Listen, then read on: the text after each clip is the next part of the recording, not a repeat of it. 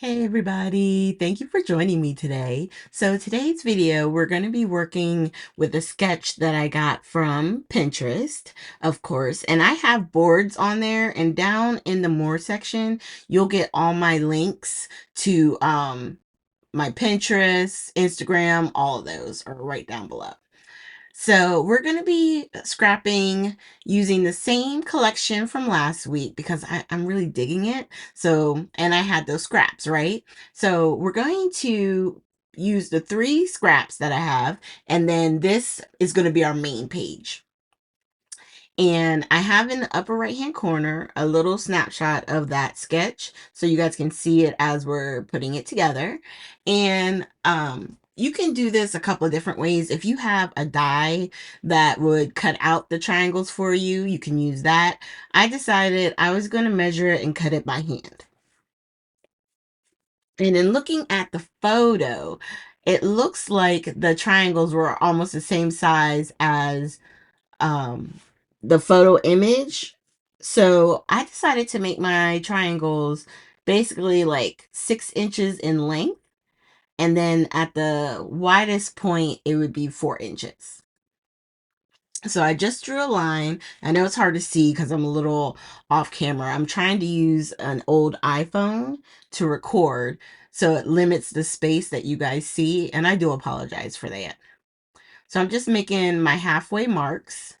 So I'm doing 2 down to my 4 inch and then 2 down to the beginning. And then I realized, oh, I only have to do one more because I'm going to use one side or the other, right? Now on this one, luckily, the back side is striped.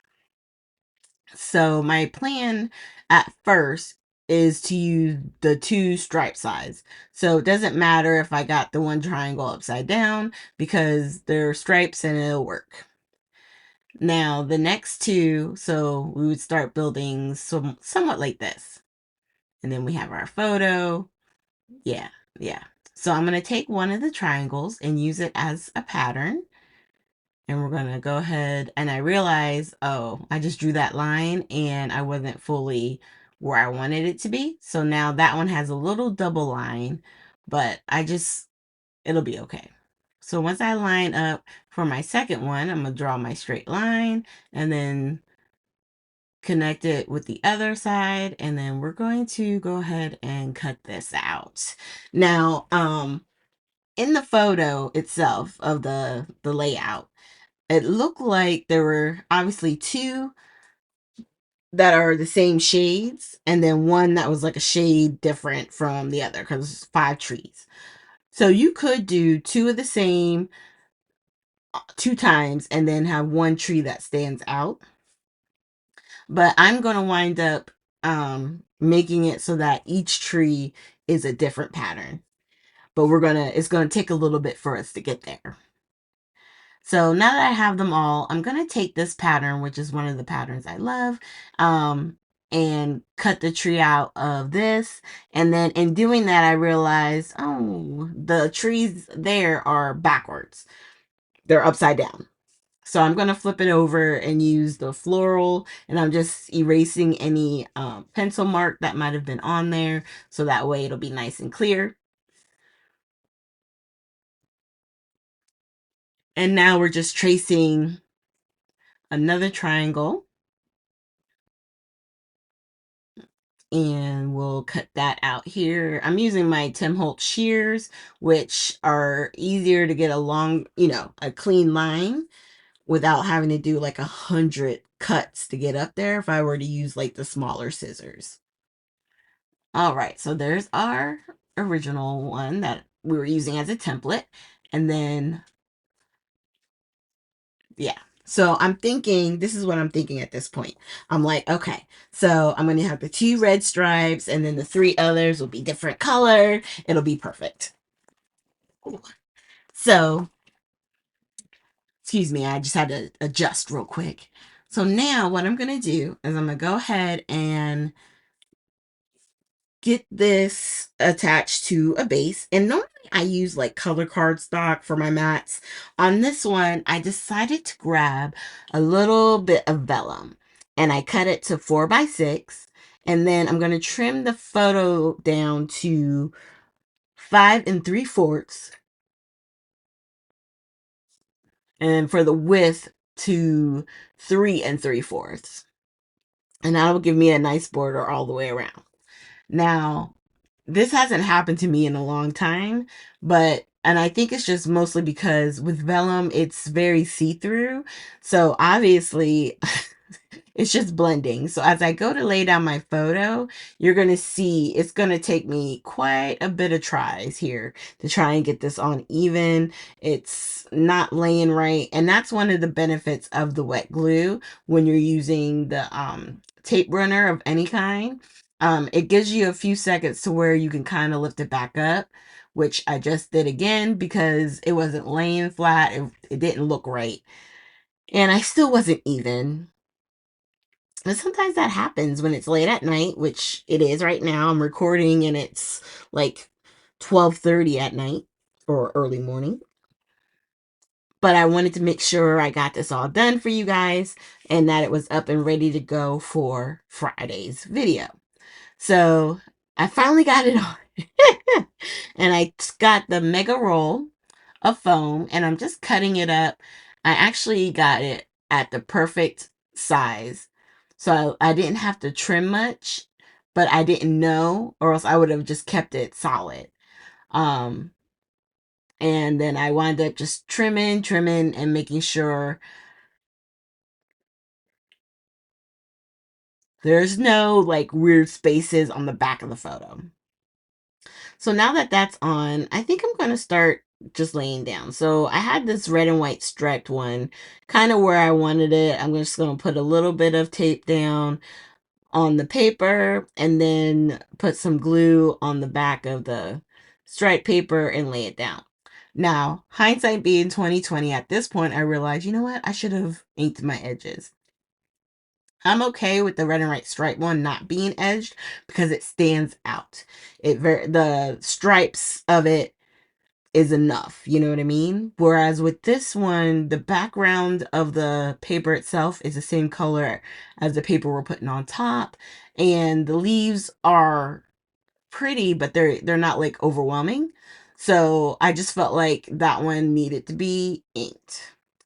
Now, this one I wind up putting down, and I don't ink the edges for this one. And I'm going to go ahead and kind of get this laid down till it's nice and straight. I really do like that pattern. I'm so glad I have another page of each of these. So I can maybe use them, more because I really do like these patterns. Okay, so now I'm just trying to figure out where the green one's going to go. I kind of decided like kind of right in there. And I'm still working with the striped over on the side that I just put on the side. So now, of course, ran out of tape. So I'm just going to quickly grab my tape refill. I always keep an extra one near me because I never know when it's going to run out. And uh, the worst thing is to run out of tape in the middle of recording. I hate it.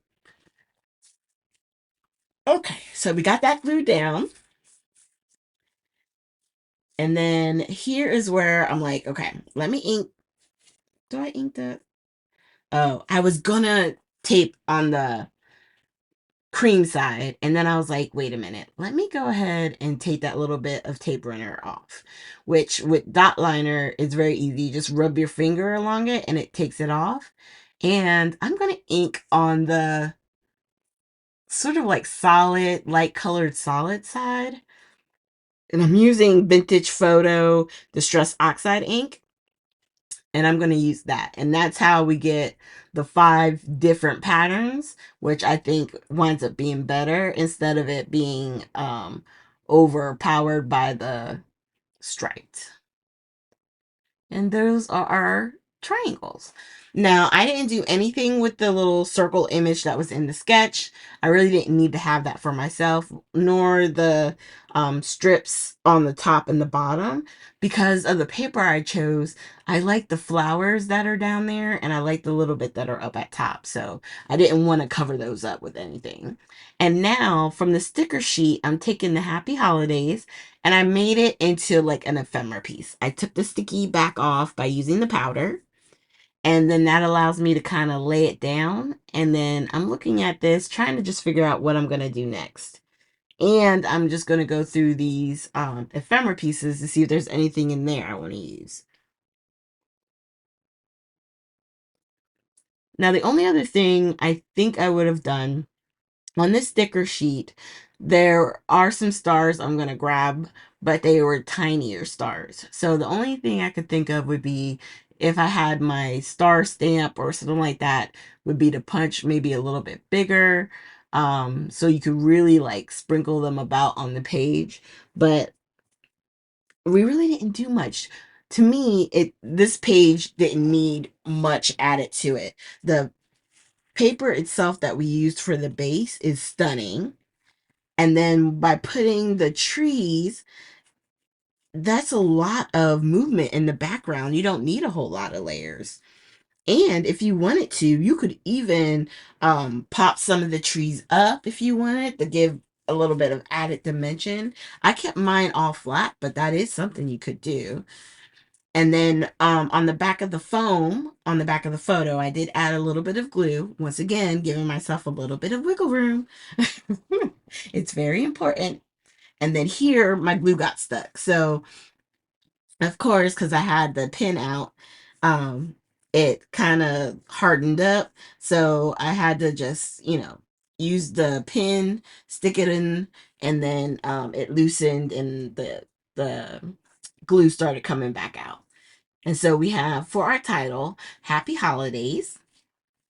And now I'm grabbing, at first I was just going to do these 3 stars. And then as I'm putting the stars on, I start to find other stars on the sticker sheet. So what I decided to do is grab some of my foam squares. I have these little tiny foam squares.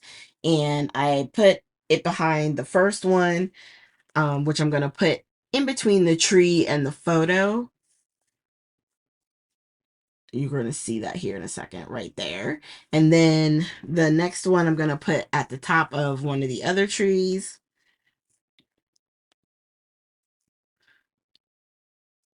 And then that small one right there. And then I was like, you know what? I got some more trees. I can put some more trees down. So, or not trees, some more stars. So I start grabbing the stars. Now, if I go to use this set again, I will have no little bitty stars because I've used every single one. So in that instance, I would just get my small star punch and just punch my own out using the pattern paper. Yeah, there's not a single star left on this sticker sheet. All right. So right now we're putting down, I think it looks like we got them all. Oh no, I think I'm trying to put the foam on top of one last one that's going to go up above the where the holidays is. Yeah, yeah. So I think I have like 3 that are popped up as far as the stars, and then that's it. So for me, I'm just going to put one more little Dear Santa on the photo, which is super cute. And then, oh, I am going to take a couple of banners. One that has stuff on it, and then 2 that are plain. And I'm going to create a little cluster of the banners to put in the upper left-hand side. It's not in the photo, obviously, but the best thing about sketches is that they're just inspiration, right? So I got the main part of it that I really wanted, and then anything else that I decide to do, it's on me. If I wanted, I could add Nuvo drops, especially to like the flowers and the berries. Michelle at my little scrapbook store recently had gotten in the glossy accents. We could put that on top of some of the stars or the berries and stuff like that. You could do, there's a lot you could still do. I'm keeping it pretty much like this. So we're going to go to my favorite part, which is splatter time. One of my favorite things. I've been doing this technique probably for the last 3 to 4 years, and I don't see myself stopping. I really like it. I really, really, really, really, really like it. I prefer it more so than even using gems or putting enamel dots. Mm. But even if I use gems and enamel dots, I'm still going to splatter. I'm still going to splatter. So right now, I just used my Jen Hadfield Gold. Now we're using the Black Soot Distress Stain. And we're going to be using the White Picket Fence. I'm using scrap paper to kind of blow on it in a way so that way it not cools, it dries quicker, and so that way as I'm layering my splatters, because I use 3 different colors, we don't get like a muddy mess anywhere. I think there was only one spot that sort of hit each other. It was the gold and the black, but um looking at it now that everything is dry, you can't tell anything, so it's okay. And there's the close-up. So thank you guys so much. Definitely leave comment down below, give us a video a thumbs up, and if you haven't already, which I don't know why you wouldn't have already, but please consider hitting that subscribe button. I would so appreciate it. I try to do consistent videos on Fridays for the sketch series. We just started doing a lot more layouts for our Friday sketches because I'm in a layout kind of mood. So I hope you guys are enjoying, and I hope you have a very great weekend, and I will see you with our next video.